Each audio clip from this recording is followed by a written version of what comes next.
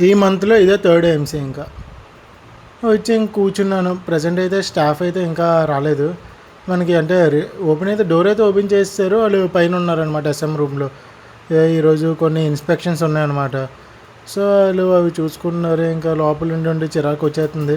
ఉన్న ఒకే ఒక అదృష్టం ఏంటంటే ఆ రిలే రూమ్కి ఉన్న డ్యూటీ రూమ్కి అటాచ్డ్ ఉండడం వల్ల సో అక్కడి నుంచి కూడా మనకి ఏసీ అనేది అయితే వస్తుంది.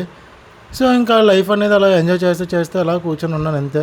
కానీ ప్రజెంట్ క్లైమేట్ అయితే మాత్రం చాలా వరస్ట్గా ఉంది. ఎప్పుడు ఎలాగుంటుందో కూడా అసలు ప్రెడిక్టే చేయలేకపోతున్నాను. అస్సలు ఏంటి అర్థం కావట్లేదు. బయటన ఎంత ఎండ ఉందంటే అసలు ఇంకేం చెప్పలేము. డోర్లన్నీ క్లోజ్ చేసుకొని ఇంకా లోపల ఉండబుద్ధి వేస్తుంది. వీళ్ళైతే రిలే రూమ్ కూడా ఓపెన్ చేశారు కాబట్టి హ్యాపీగా అయితే ఉంది. ప్రజెంట్ అయితే మాత్రం ఒక 2 ఏసీలు అయితే రన్ అవుతున్నాయి. నాకు మొత్తం రోజులో నచ్చేది ఏంటంటే ఇలా మెయింటెనెన్స్కి వచ్చినప్పుడు రిలే రూమ్ ఓపెన్ చేసిన తర్వాత ప్రతి ఒక్క రిలే రూమ్లోని కన్ఫామ్గా 2-3 ఏసీలు ఉంటాయి. మొత్తం ఇంకా 24 అవర్స్ ఏసీ రన్ అవుతూనే ఉంటుంది. రైల్వేది కాబట్టి మనకి కరెంట్ వీటితో సంబంధం ఏంటి ఉండదు.